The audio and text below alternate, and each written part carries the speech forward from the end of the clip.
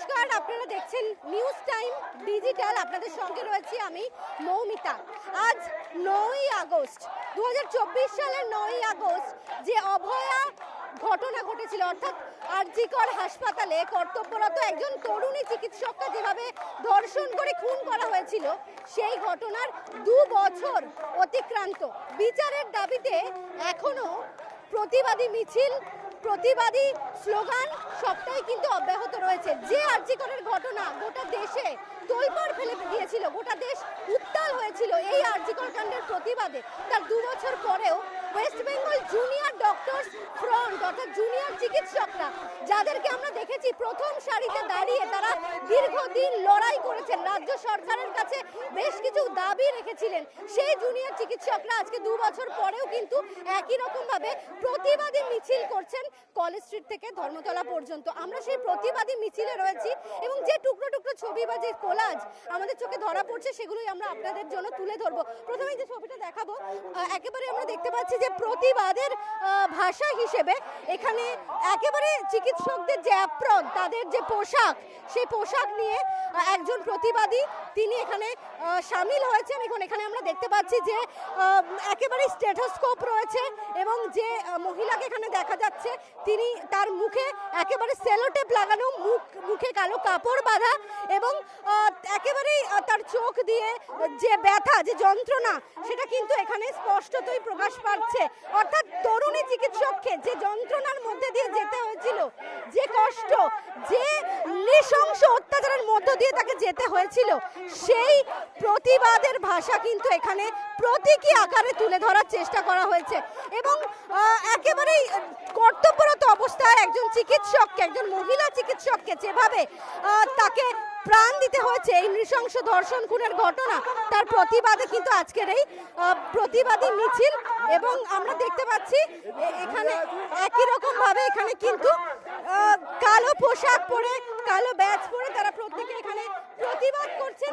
Junior চিকিৎসকরা রয়েছেন, senior চিকিৎসকরা রয়েছেন। এখানে আমি একটু সামগ্রিকভাবে ছবিটা দেখাতে বলবো।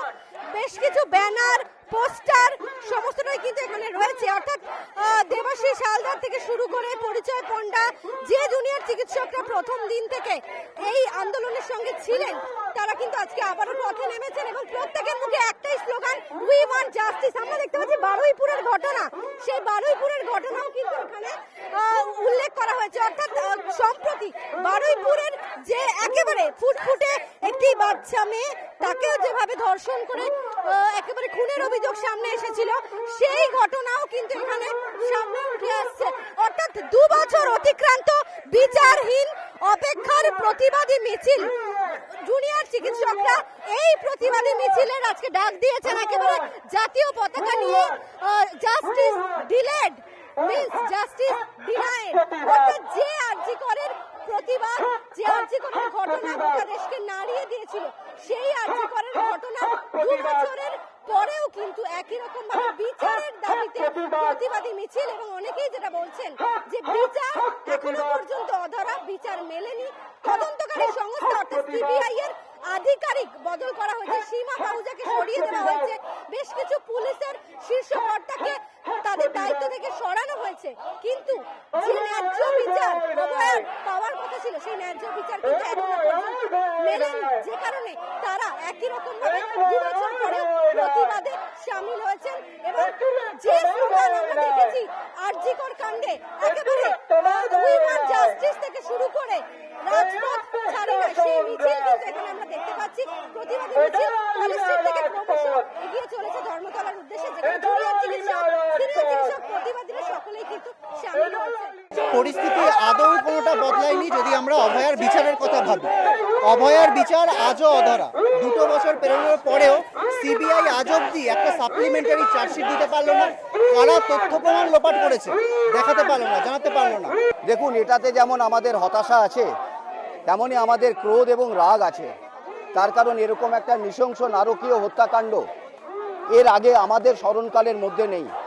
2 বছর আগে ঠিক এরকমই 9ই আগস্টের একটা দিনে গোটা শহর, গোটা রাজ্য, গোটা দেশ কিন্তু রাস্তায় নেমে এসেছিল। পুরো ঘটনা কারা ঘটালো, কেন ঘটালো, কিভাবে ঘটালো এবং কে কে জড়িত, এই 4-5টা প্রশ্নের উত্তর পেলে আরজিকর আন্দোলন এবং আরজিকর আন্দোলনকারীরা তবেই শান্ত হবে। কিছু জিনিস বদল হলেও ন্যায় বিচার হয়নি।